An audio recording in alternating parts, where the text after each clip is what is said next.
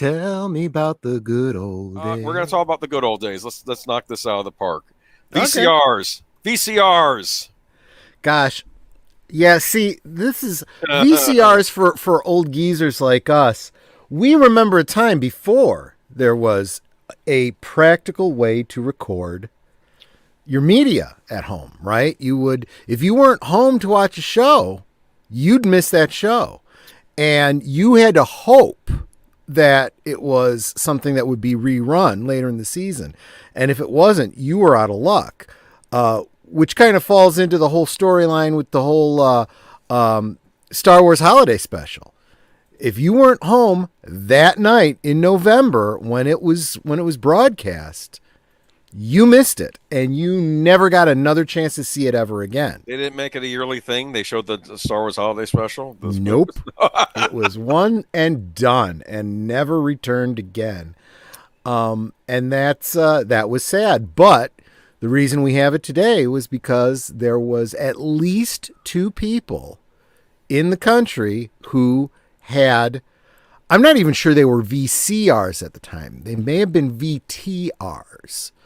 But the important point is they had a form of home media recording system that they were able to record it and preserve it, and we still have it today. Otherwise, it would have been completely lost. Because George Lucas wanted to bury that thing. Absolutely, and I kind of understand why. In fact, my understanding is that the highest quality version of it, one that comes out of Ohio, was because they actually found an original studio VHS tape of it at the Ohio affiliate that had shown it. It just sat there all this time, and someone found it and did a restoration of it.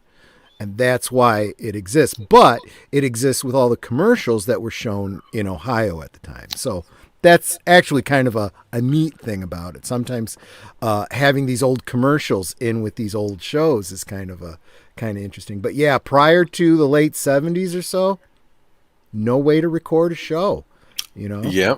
I remember. At least not for the commercial audience to do it. No, I remember having we had a top loader. That was the first kind we got. Video cassette recorder, okay? Yep. We had a top loading one, and you press down. You had to push it down. In some ways, that was better because those didn't wear out as much as the ones that you had to stick it through the side, even though those look neater. We had a top loader, and it didn't even have a remote with it. They didn't have remotes when the VCRs first shipped out. You had like a wired remote you could do that hit play or pause, okay? Mm-hmm. And another thing you could do when you're like recording your show or your Star Wars special, you could hit record, and then it goes to commercial, hit pause, and then you hit the button again, and it goes back to record. You better be paying attention because you might forget to do one or the other, which happened to me. Yeah. Oh, and you would miss portions of it. Yep. There were you remember the 3 speeds?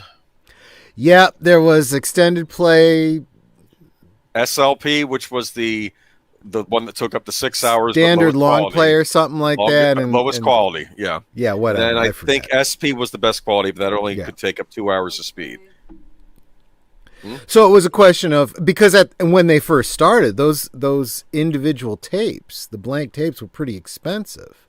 2 hour, 4 hour, 6 hour. Yeah, 2, 4, and 6 hour. So you could do it on high quality and get a full movie, like if you were recording a film off of HBO or something like that. Not if the movie was over 2 hours, and then you'd be in trouble. You'd have a problem if it was over 2 hours. That's a good point. This happened a lot of the time. I think my dad originally recorded Fiddler on the Roof, was messing around, and of course, it got cut off because that movie is way over 2 hours long. Okay. Of course, the nice thing about like HBO or whatever is you'd have that movie showing over and over and over again.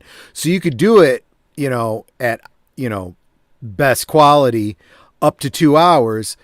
Note at what point it cut off, and then like the next showing in 2 hours, you start recording at that point, and then it would be a two cassette recording, but you had the best quality you can get on VHS anyway. If you really wanted good quality, though, you had a Betamax.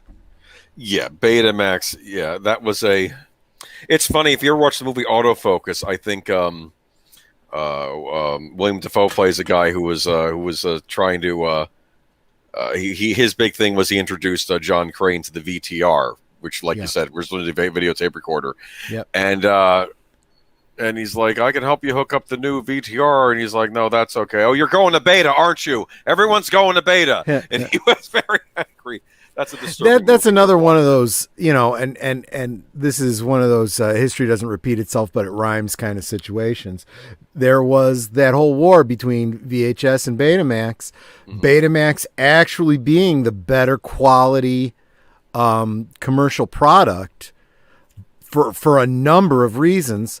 But VHS just happened to make the correct connections and licenses and ended up winning that war. That happens. We had that more recently between HD DVD and Blu-ray. There was a big fight. Like they even make there's even a little diatribe in the movie Tropic Thunder if you watch it.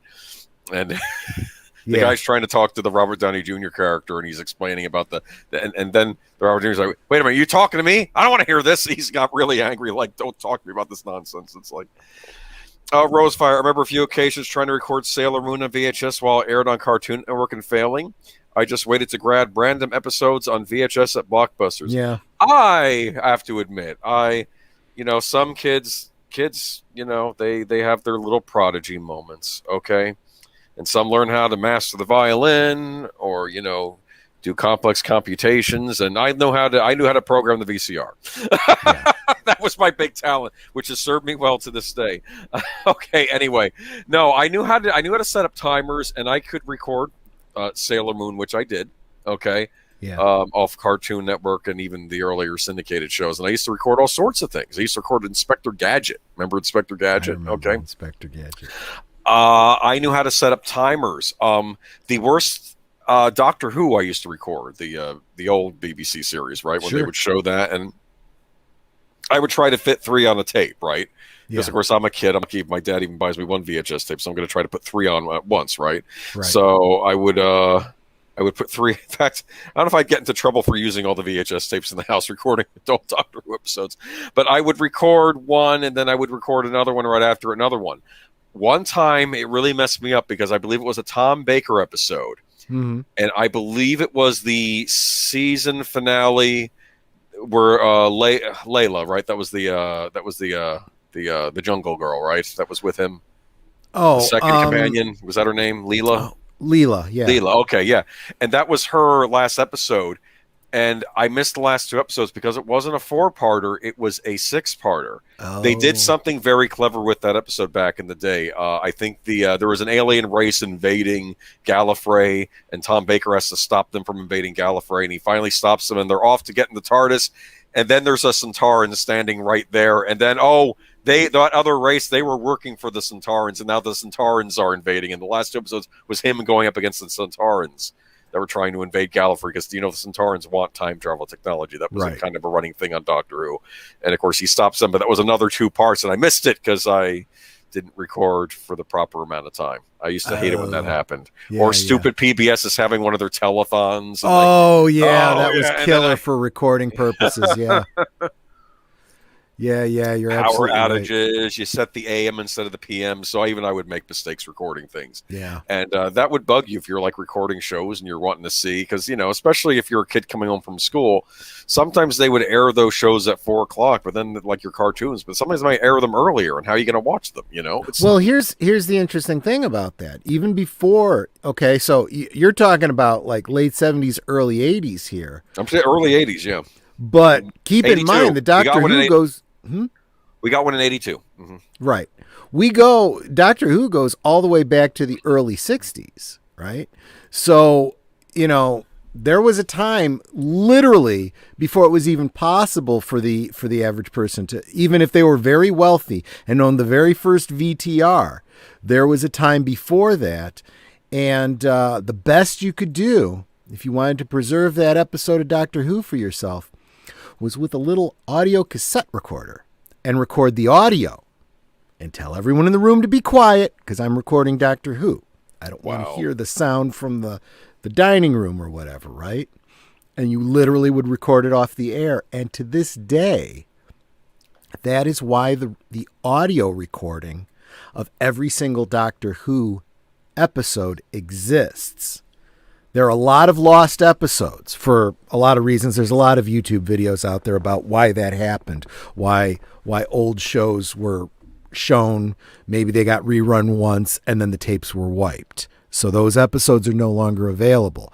But the audio of every single one exists because there were fans who,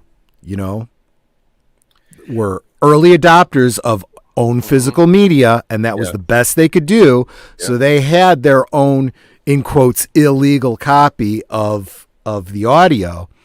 And at a certain point, when the BBC realized how valuable Doctor Who was and how tragic it was that what was lost, they put out a call to fans and said, look, we know that technically, you're not supposed to do it, but we won't prosecute. We don't mind. We would like, if you've done it and you think you have a really good copy, send it to us so that we can digitally remaster it and have a full library of it. And then they, of course, it's theirs. They don't owe anybody anything, and they turn around and they put out all the audio CDs of every episode. But yeah, that's why I guess it comes down to, I happen to be of that generation that was young when we first started getting commercial VCRs. They weren't, even when the machines were cost effective to get, and they were, because it was like it was kind of a loss leader for the industry. They want you to have the VHS out there so that they could market the tapes themselves, so that you could have rentals and then eventually buying the things. And so they'll take a loss getting that machine in your house. So that's how most people got VCRs to begin with. Mm-hmm. And then you had two choices. You had the ability to record what a TV show you loved or a movie that you liked that you wanted to keep, and then you just break the tab so you didn't accidentally record over it again. Yeah, you had to do that. And write a label out that said what it was and put it up on a shelf. Also, you had video recorders, like you kids nowadays, you use your phones, I'm sure. But back then you had these big cameras that you'd stick a tape into and you would record, your wedding or the bar mitzvah or, graduation. Hey, some couples, the honeymoon, none of anybody's business, what people did behind closed doors. There's. I'm thinking of that urban legend where the couple staying in the honeymoon suite that they're staying in the suite that they went to on their honeymoon, and then there's I guess they rent hidden cameras. They exist. It's not an urban legend. Okay, well they rent I think they rent a pornographic video to kind of help get things along. And then they see what's on the screen and it's them from like 10 years ago or something. And they an urban legend. I know it is. But in the modern day, this is why you got to be careful where you stay when you stay at a public house. But check and make sure there isn't something seedy going on there, because there are actual stories, not just urban legends, real news stories of people that have, as adults do, checking out the interwebs and seeing somebody they know or seeing themselves from a certain vacation going, oh, that's not right.